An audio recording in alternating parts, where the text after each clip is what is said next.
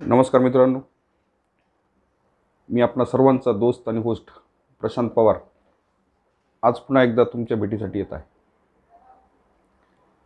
नेहमीप्रमाणेच आपला विषय आज थोडासा गंभीर आणि संवेदनशील आहे। विषय सुरू करायच्या आधी मी सर्व आपल्या हिंदू बांधवांना व आपल्या मुस्लिम बांधवांना अक्षय तृतीयाच्या व रमजान ईदच्या खूप खूप साऱ्या मनापासून शुभेच्छा देतो।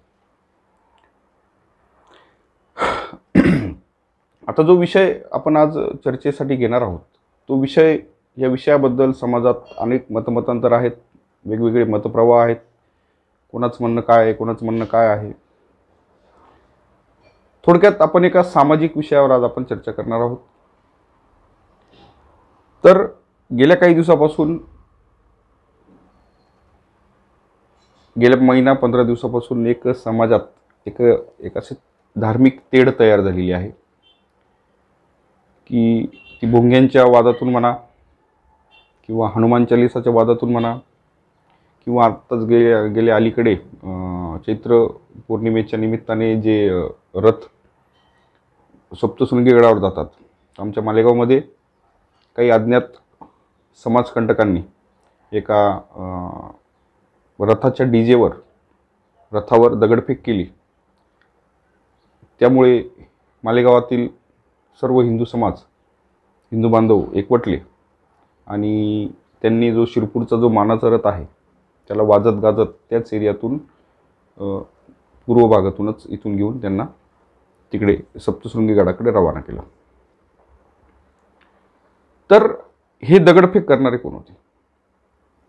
मुस्लिम बांधव नाही, हे समाजकंटक होते। गेल्या अनेक वर्षापासून त्याच भागातून त्याच एरियामधून ते रथ, ते डीजे, ती यात्रा अव्याहतपणे चालू होते। ते अचानक ह्याच वर्षी का दगडफेक झाली, ह्याच वर्षी का सगळ्या गोष्टी झाल्या? कारण समाजात एक समाजकंटक नावाचा एक असा प्राणी राहतो की त्याला समाजाशी, धर्माशी, जातीशी कुठल्याही प्रकारचं देणं घेणं नाही। त्याचं काम असतं फक्त समाजात जातींमध्ये तेढ निर्माण करायची आणि समाज कसा जळत राहील, कसा स्फोटक राहील याचं सर्वांना दक्षता घ्यायची, असे या समाजकंटक नावाच्या जातीच्या प्राण्याचं काम असतं। तर आपण आता बघितलं तर ह्या सगळ्या गोष्टींमध्ये फायदे तोटे सर्व आपलेच आहेत। फायदे तर जवळपास या गोष्टीमध्ये नाहीच, पण जवळपास जास्तीत जास्त तोटे आहेत की अनेक वर्षापासून आपल्या मालेगावमध्ये, आपल्या भारतात हिंदू मुसलमान हे गुण्यागोविंदाने राहत आलेले आहेत। गुण्यागोविंदाने सर्व ते समाजात व्यवहार करत आहेत। पण अशा 1, 2, 3 घटना जर सोडल्या तर त्यांचं सर्व एकदम गुण्यागोविंदाने सगळ्या गोष्टी चालू आहेत। प्रत्येक वेळेस काही समाजकंटकांनी, म्हणजे ते हिंदू धर्मात पण समाजकंटक असतात, मुसलमान धर्मात पण समाजकंटक असतात, सर्व धर्मांमध्ये जे समाजकंटक असतात त्यांना समाजाचं चांगलं चाललेलं बघवत नाही।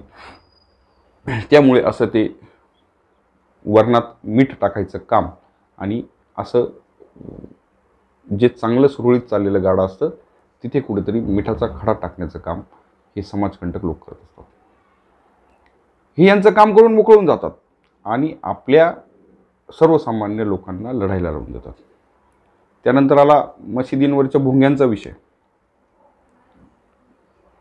काही प्रमाणात तो सुद्धा मुद्दा एकदम रास्त आहे की तुमच्या ज्या भावना आहेत, तुमच्या भावना, तुमचं धर्माबद्दल कोणाला विरोध नाही, परंतु जर आपल्या धर्माची पूजा करत असताना जर कोणाला त्रास होत असेल तर ते कुठेतरी चुकीचं आहे। अजान पडायला बंदी नाही, अजान वाचायला विरोध नाही, पण अजान चालू असताना रोज तो भोंग्यांचा कर्णकर्कश आवाज जो इतर यांच्यावर पडतो तर तो कुठेतरी थांबला पाहिजे, असं मी एक हिंदू म्हणून, एक सर्वसामान्य नागरिक म्हणून माझं असं मत आहे। त्यानंतर आत्ताच काल परवा राजसाहेबांची सभा झाली औरंगाबादमध्ये। तर राजसाहेबांनी सांगितलं की भोंगे उतरवा नाही तर समोर हनुमान चालिसा वगैरे पडू वगैरे वगैरे वगैरे. आता राजसाहेब वयाने, अनुभवाने आणि सगळ्याच गोष्टींनी खूप मोठे आहेत. त्यांच्याबद्दल बोलायचा मला थोडक्यात माझी पात्रता नाही. पण हे जे असं प्रक्षोभक जे वक्तव्य आहे त्यामुळे समाज कुठेतरी पेटला जाईल की 3 तारखेपर्यंत बघा, नाही तर आम्ही काय व्हायचं ते होऊन जाऊ द्या.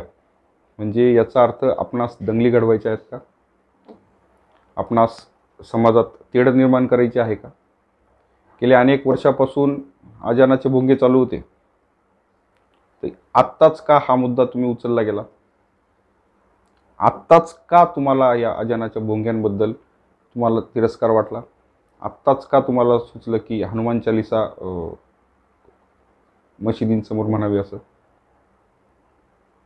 पुन्हा एकदा सांगतो, मला कुठल्याही धर्माचा विरोध नाही किंवा कुठल्याही धर्माचं मी समर्थन करत नाही.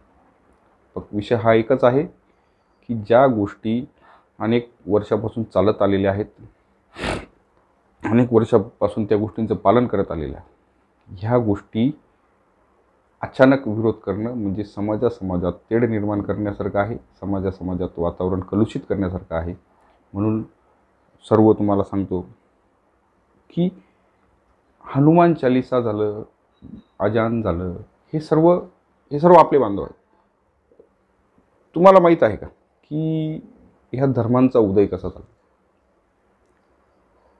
या धर्मांचा उदय कसा झाला की जर माणूस आणि स्त्री हे दोनच जीव पहिल्यांदा जन्माला आले असतील म्हणजे, किंवा माकड स्वरूपात आपण आलेलो होतो, हे आपण सर्व डार्विनच्या सिद्धांतात बघितलेलं आहे की माणसाची उत्पत्ती कशी झाली, तिथून तो पुढे कसा प्रगती होत गेली, तो माकडाचा मानव कसा बनत गेला, त्याचे पुढे प्रजोत्पादन कसं होत गेलं, हे सर्व आपणास माहिती आहे. त्याबद्दल काही वेगळं नवीन सांगायला नको.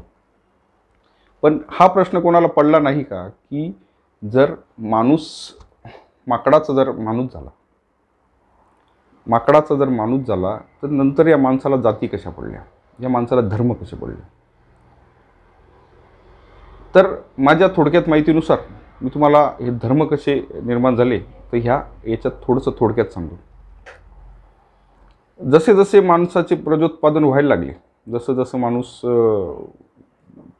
माणसांची उत्पत्ती व्हायला लागली, तसे हे जे माणूस जो आहे तो विस्थापित व्हायला लागला.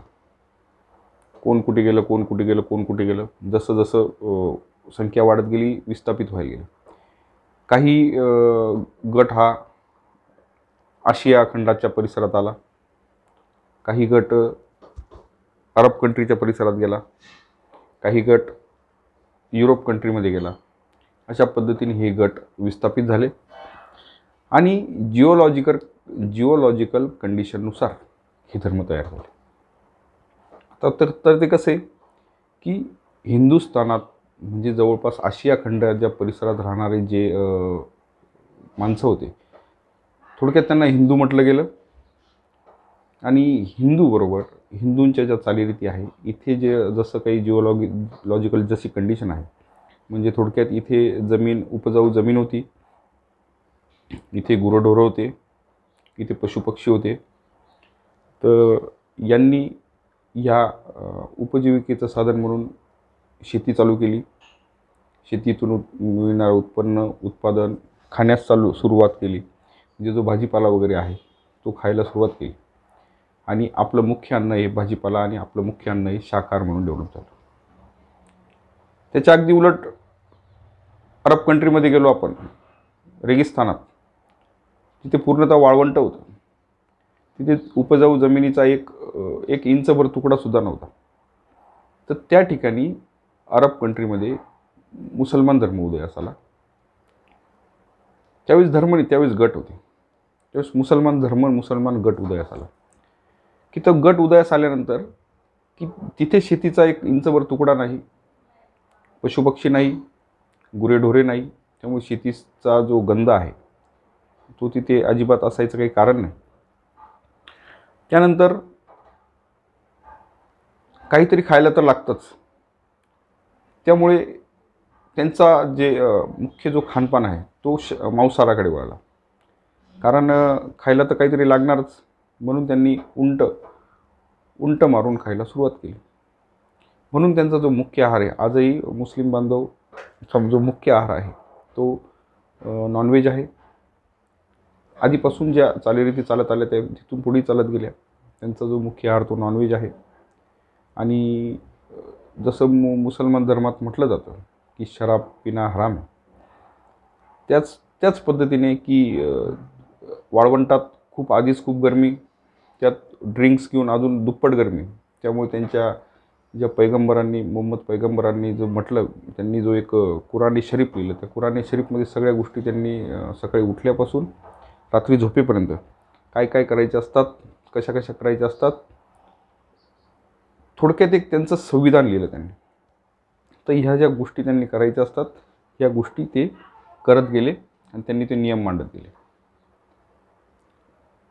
म्हणजे जसं काही शराब हराम आहे इस्लाम धर्मात, कशाच्या आधारावर की जिओलॉजिकल कंडिशन त्यावेळी जी होती त्या कंडिशनच्या आधारावर शराब ही हराम आहे असं म्हटलं गेलं. त्याच उलट अजून आपण युरोप कंट्रीमध्ये जेव्हा गेलो, युरोप खंडात जेव्हा गेलो, जो गट गेलेला होता, तर युरोप खंडात शेती पण होती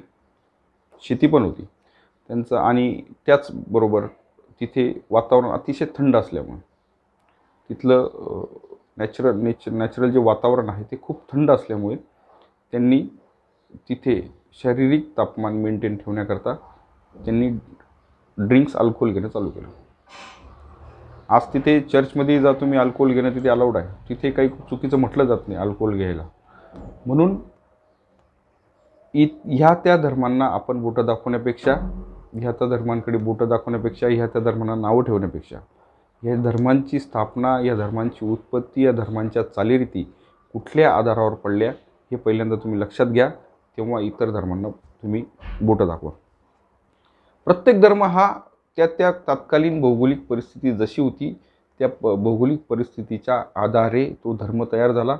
त्यावेळी जगण्यासाठी काय आवश्यक होतं, कुठली गोष्ट अनावश्यक होतं, त्या आधारे त्या चालीरीती ठरल्या गेल्या आणि अशा पद्धतीने या धर्मांचा उदय झाला. आणि नंतर जसे जसे धर्म वाढत गेले, जसे जसे आपला धर्म वाढत गेला, मोमेडियन धर्म वाढत गेला, ख्रिश्चन धर्म वाढत गेला, तसे अनेक वेगवेगळे धर्मगुरू येत गेले, नवीन पंडित येत गेले, नवीन पाद्री येत गेले. ख्रिश्चन धर्माचे जे धर्मगुरू त्यांना पाद्री म्हणतात. तर हे येत गेले. कोणी त्याच्यात बदल केला, कोणी जसं तसा ठेवला धर्म.